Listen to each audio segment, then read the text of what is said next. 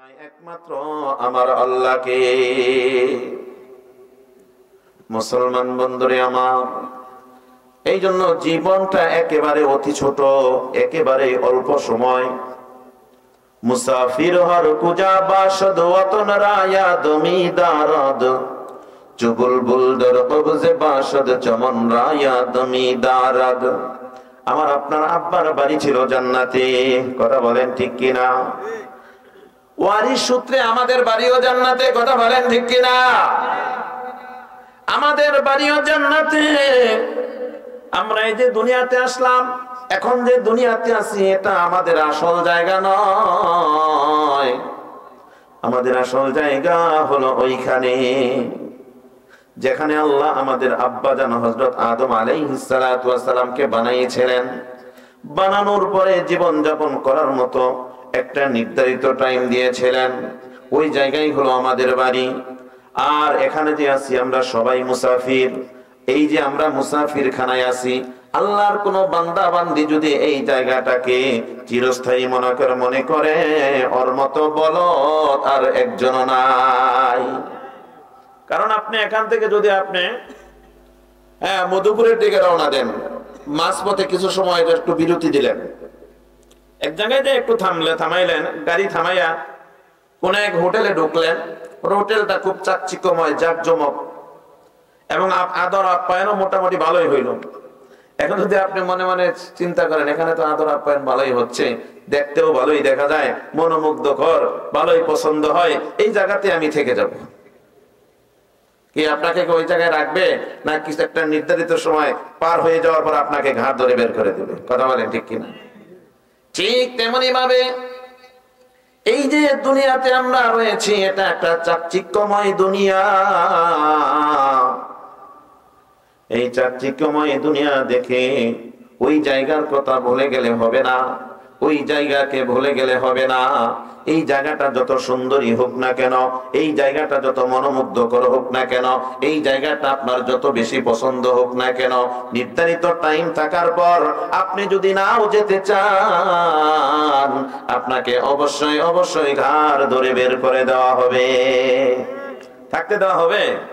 দুনিয়ার কেউ থাকতে পারে নাই, আমাদের মুরব্বীরাও থাকতে পারে নাই, এক সময় আমরাও থাকতে পারবো না। এই জন্য মুসাফির হর পূজা বাসদ, কয় মুসাফির যত দূরেই যাক না কেন, মুসাফির যে জায়গায় থাকুক না কেন, তার যে একটা আসল গন্তব্য রয়েছে, তার যে নিজস্ব বাড়ি রয়েছে, সে কিন্তু নিজের গন্তব্যের কথা বলতে পারে না, সে কিন্তু নিজের জন্মভূমির কথা বলতে পারে না, সে কিন্তু নিজের এলাকার কথা বলতে পারে না।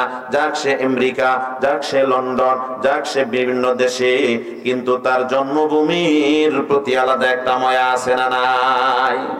আলাদা একটা মায়া মোহাব্বত জন্মভূমির প্রতি অবশ্যই আছে। এই জন্য কবি বলেন, মুসাফির হর কুজা বাসদ ওয়াতন রায়া দমি দারদ। মুসাফির যত দূরে থাক না কেন, তার ওয়াতনকে সে বলতে পারে না, তার জন্মস্থানকে সে বলতে পারে না। ঠিক তেমনি ভাবে এই যে আমরা এই জায়গার মধ্যে মুসাফির অবস্থায় রয়েছে, আমাদের আসল ঠিকানা হলো জান্নাত, আমার আপনার বাবার ঠিকানা হলো জান্নাত, আমরাও জান্নাতে যেতে চাই। এই দুনিয়াতে থাকার জায়গা না, এখানে কেউ থাকতে পারে নাই।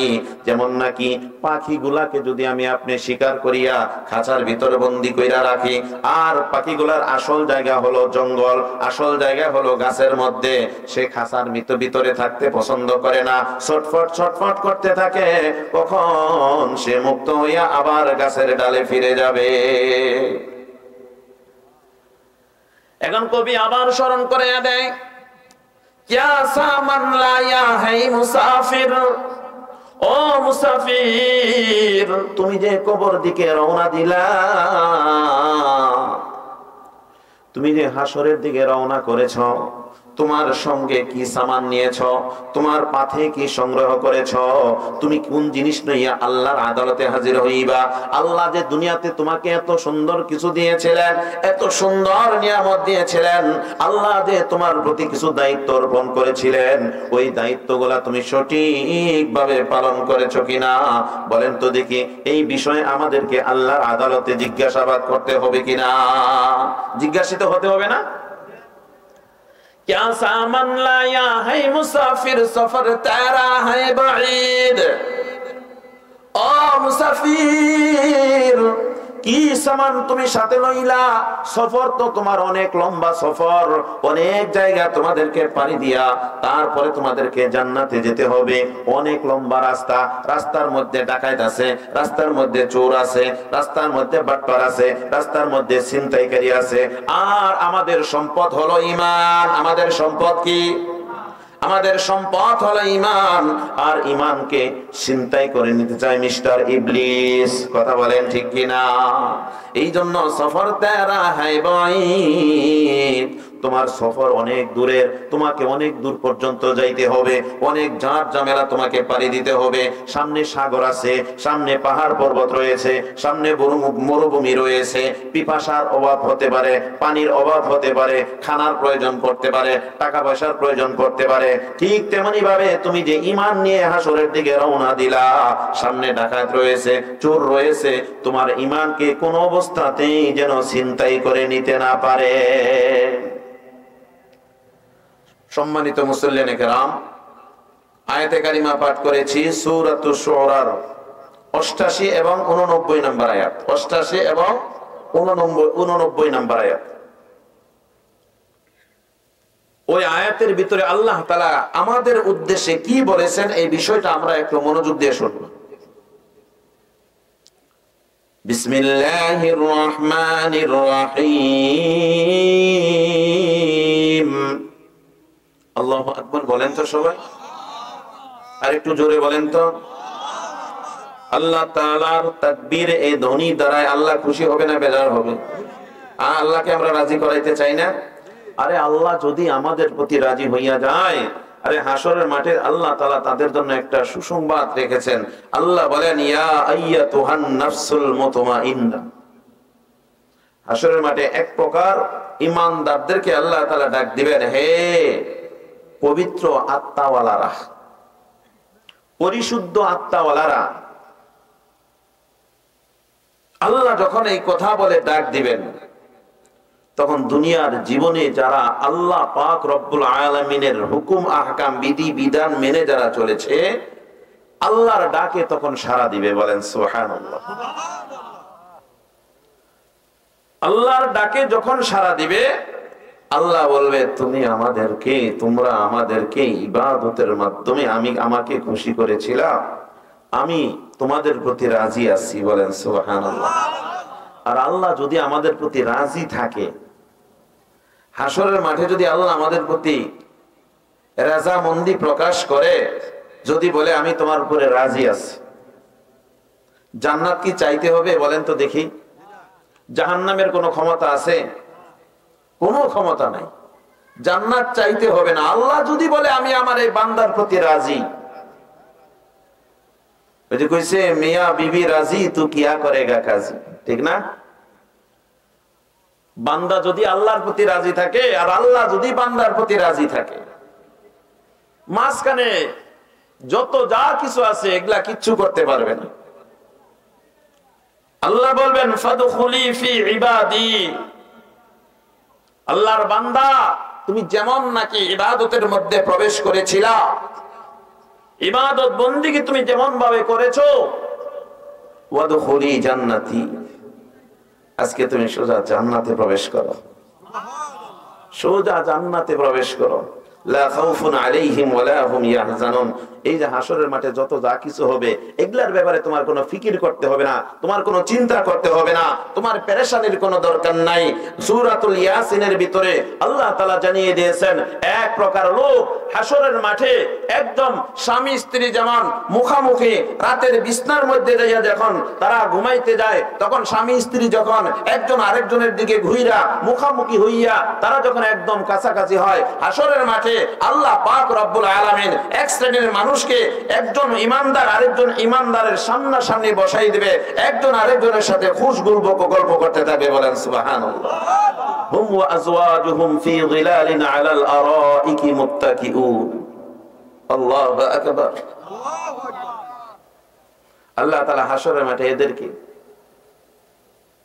একদম মুখামুখি বসাই দিবে, তোমরা গল্প করো। আরে সূর্য মাথার কাছে চলে আসছে, তাতে কি হয়েছে? জাহান্নাম কাছে চলে আসছে, তাতে কি হয়েছে? এগুলার দ্বারাই তোমাদের কোনো সমস্যা হবে না, এগুলার দ্বারাই তোমাদের কোনো ক্ষতি হবে না। তোমরা কিন্তু জাহান্নামকে ভয় পাইও না। তোমরা কিন্তু এই যে যা কিছু আছে, সূর্যের তাপ রয়েছে, এগুলাকে তোমরা ভয় পাইও না। তোমরা এই জায়গায় সুন্দরভাবে গল্পগুজব করতে থাকো। এই জন্য তো বলা হয়েছে আখিরাতের একদিন, কিয়ামতের একদিন, হাসরের একদিন হবে দুনিয়ার বছরের গণনা মতে, দুনিয়ার গণনা মতে 50,000 বছরের সমতুল্য হবে কিয়ামতের একদিন। মুফাসসিরিনে কেরাম উল্লেখ করেন, উলামায়ে কেরাম বলেন, ওই কিয়ামতের একদিন ঈমানদারদের জন্য মনে হবে 2 রাকাত নফল নামাজ পড়তে যতটুকু সময় লাগে তার চাইতেও কম সময়। বলেন সুবহানাল্লাহ।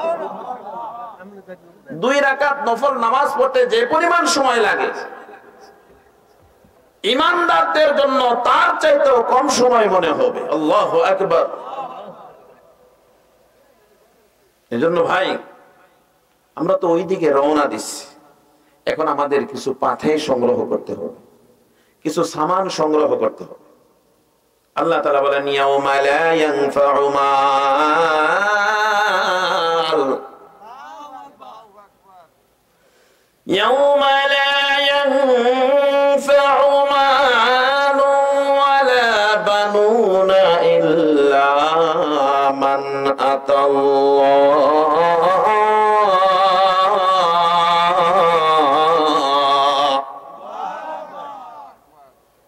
আল্লাহ পাক রব্বুল আলামিন বলেন, ইয়াউমা, ওই দিন বলতে হাসরের দিন। ওই দিন বলতে যেই দিন আল্লাহ পাক রব্বুল আলামিন সমস্ত প্রাণীকুলকে একত্রিত করবেন, সমস্ত মানব জাতিকে যেই দিন আল্লাহ তাআলা আল্লাহর সামনে হাজির করবেন, সমস্ত জিন ইনসান ফেরেশতা কুলকে যেই দিন আল্লাহ পাক রব্বুল আলামিন তিনার সামনে উপস্থিত করবেন, আল্লাহ তাআলা বলেন, ওই দিন লা ইয়ানফাউ, তোমাদের ওই দিন ওই সমস্ত বিষয়গুলা, ওই সমস্ত জন্তুগুলা, ওই সমস্ত আসবাবগুলা কোনো উপকারে আসবে না। লা ইয়ানফাউ মাল, ওই দিন মাল দ্বারা কেউ আল্লাহর আদালত থেকে ওই দিন মুক্তি পাবে না। বলেন তো দেখি, আল্লাহর যখন আমাদেরকে ওই দিন যদি কাঠগড়ায় দাঁড় করায়, ওইখানে কি কোনো টাকা পয়সা দিয়ে ছাড় পাওয়া যাবে? ধন সম্পদ দিয়ে ছাড় পাওয়া যাবে? কোন প্রভাব প্রতিপত্তি দেখায় ওখান থেকে মুক্তি পাওয়া যাবে? আল্লাহ বলেন, ইয়াউমা লা ইয়ানফাউ মাল, ওই দিন তোমাদের কোনো উপকারে আসবে না। তোমাদের মাল সমূহ, তোমাদের মাল তোমাদের কোনো কাজে আসবে না। ওয়ালা বানুন, তোমাদের সন্তান সন্ততি এগুলাও তোমাদের কোনো কাজে আসবে না। ইল্লা মান আতাল্লাহ,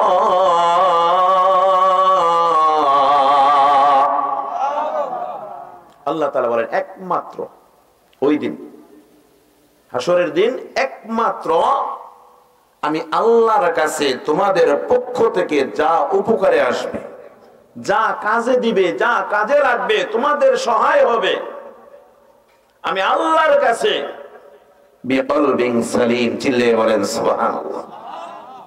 আল্লাহর যে বান্দা বান্দি পরিশুদ্ধ আত্মা নিয়া, কলবে সালিম নিয়া, পবিত্র আত্মা নিয়া, শান্তিদায়ক আত্মা নিয়া যারা আল্লাহর আদালতে ওই দিন দাঁড়াইতে পারবে, আল্লাহ বলেন শুধুমাত্র কেবলমাত্র তারাই ওই দিন উপকৃত হবে। এখন আত্মা পবিত্র হয় কিসের দ্বারাই? গুনাহ করার দ্বারাই না গুনাহ থেকে মুক্ত থাকার দ্বারাই? কথা বললেন, গুনাহ করলে কি আত্মা পবিত্র থাকে? গুনাহ করলে তো আত্মা নষ্ট হয়ে যায়, আত্মা অপবিত্র হয়ে যায়। হাদিসের মধ্যে আসছে, কিতাবের ভিতরে আসছে, আল্লাহ রাসূল সাল্লাল্লাহু আলাইহি ওয়াসাল্লাম বলেন, মানুষের সিনার ভিতরে ছোট্ট একটা জায়গা আছে যেটাকে কলব বলা হয়, যেটাকে কলব বলা হয়। আর ওই কলবটাকে একটা সাদা কাপড়ের সাথে তুলনা করা হয়েছে, একটা সাদা কাপড়ের সাথে তুলনা করা হয়েছে। এই যে আমি আমার গায়ে সাদা পোশাক উঠাইছি, এখানে যদি একটা ছোট একটা কালো দাগ পরে দূর থেকে দেখা যাবে কি যাবে না? দেখা যাবে না?